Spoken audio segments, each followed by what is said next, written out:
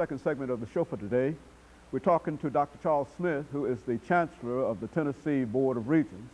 And of course, Dr. Smith, before we had our first commercial break, you were talking about some of the needs that you feel that you have, that you would like to deal with, but you just don't have the resources that are necessary. Let's continue that. Well, in addition to maintaining a quality faculty and a quality staff, there are many needs that we're not being able to meet today in regard to technology and equipment. One of the things that I'm most proud of about the time I spent as Commissioner of Education is that we created the 21st century classroom. And out across the state of Tennessee today, in every county, there are 21st century classrooms in our public schools.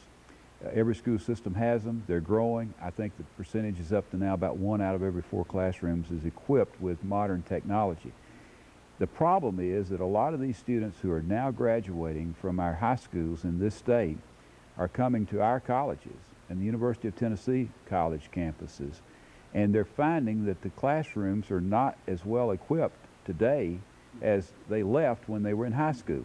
Now, the good news is we've done a good job in getting high schools up to speed, but now we have fallen behind in higher education because of that inadequate funding. And the same is true not just of the technology related to the internet or to interactive two-way video audio transmission of classes, but also from the standpoint of laboratory equipment for microscopes or whatever.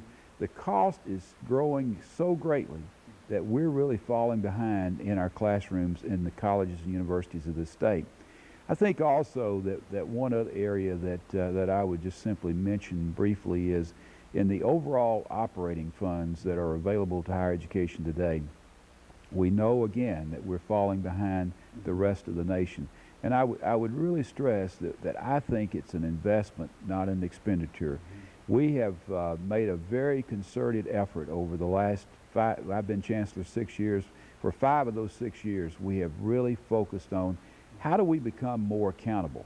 And one of the things that we've done is develop what has become a model for the rest of the nation, and that is to measure the economic impact of higher education. Not only the impact on the individual who gets the degree, but also the impact on society and the impact on the state.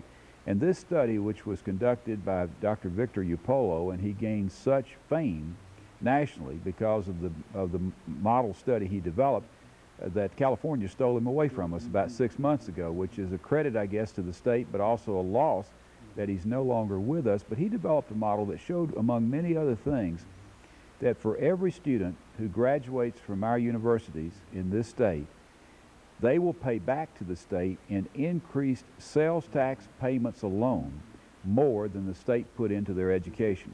And that doesn't take into account all the multiple impact that an expenditure of $1 has from every one of those students who graduates, makes more money. It doesn't take into account how much more money those individuals will make. Just on that one factor alone, the return on investment is better, and it's not a cost. And unfortunately, there are a lot of state government services that are true costs. This is one that is an investment, and we're trying our best to get the word out that if we can get the money we need to meet the needs of the state, then we're going to have a real positive return on investment. That education really does pay. It does. It does pay. And we're able to document that, and we can document it in Tennessee. Now, there's been data available on the nation as a whole, but this is the first time we've had Tennessee-specific information that we can go into any county in this state and measure over a year, over a lifetime, the impact that one of our campuses will have. You know, I think another problem with the state is the ability to use the money that is available and other resources within the state, within the system. I think you generally lump that as accountability. Let's give you an opportunity to say some things. Well, I learned when I was Commissioner of Education that if you're going to ask the people of Tennessee to pay more, to support education, you've got to be able to show where the money's going, number one. And number two, you have to show what is the return on investment. And are you spending it wisely? And so in K-12, when I was the Commissioner of Education with Governor McWhirter, we started an annual report card, which continues to this day.